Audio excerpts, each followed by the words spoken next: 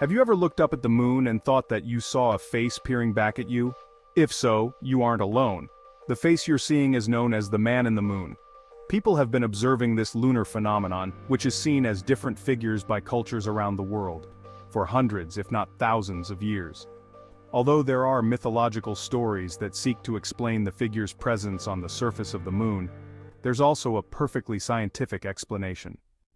Stories about the man in the moon date back to at least the 12th century, with theologian and writer Alexander Neckham penning a Latin verse about the figure. In English it reads, "See the rustic in the moon, how his bundle weighs him down. Thus his sticks the truth reveal, it never profits man to steal." In some other early versions of the myth, the man in the moon's crime wasn't theft, but instead, working by collecting sticks, on the Sabbath. On a 1335 seal, the lunar prisoner is kept company by a dog, and this canine addition to the legend eventually made its way into Shakespeare's The Tempest. In Dante's Inferno, written at the start of the 14th century, the man imprisoned on the moon is said to be Cain. He can be seen holding a bundle of thorns as punishment for murdering Abel. Over time, the moon man's criminal past was forgotten, and he instead developed a liking for alcohol, with a rhyme from the mid-1600s declaring, "Our man in the moon drinks claret, with powder beef, turnip and carrot." An early 19th century nursery rhyme then put a non-boozy spin on the myth. The man in the moon came tumbling down, and asked his way to Norwich. He went by the south, and burnt his mouth, with supping cold peas porridge. The ever-changing lunar legend also plays an important part in the history of filmmaking, with the most iconic shot from Georges Méliès' innovative 1902 short film, A Trip to the Moon, showing a rocket hitting the man in the moon's eye. People throughout history have seen more than just a man in the moon. In Scandinavian countries, its dark shapes are said to be a boy and girl called Huki and Bila, the Scandinavian version of Jack and Jill, whose names are respectively derived from the words for increase and dissolve, and are linked to the waxing and waning of the moon. In Polynesian cultures, where the view of the moon is upside down compared to the northern hemisphere, the folktales are about a woman in the moon. According to Maori mythology, a woman called Rona tripped in the dark while collecting water in a gourd and cursed the moon. Not appreciating the slight, the moon grabbed Rona, and despite her best efforts to hold onto a tree, she wound up trapped on the satellite, along with her gourd and the tree.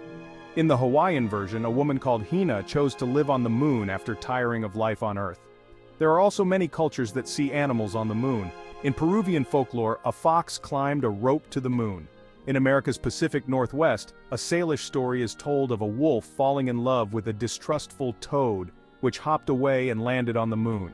But the animal that crops, or rather hops up most often, is the rabbit.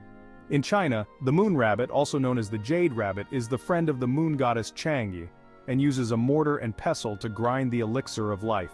In Korea, the lunar bunny is pounding the ingredients for rice cakes. In Japan, it's mochi. In both the Korean and Japanese versions, the rabbit offered itself as food to a hungry man who then revealed himself to be a celestial being, and celebrated the animal by putting it on the moon. The Aztecs also had a similar story, with the self-sacrificing bunny being put on the moon by the god Quetzalcoatl. And in Canada, a Cree tale sees a rabbit riding a crane to the moon.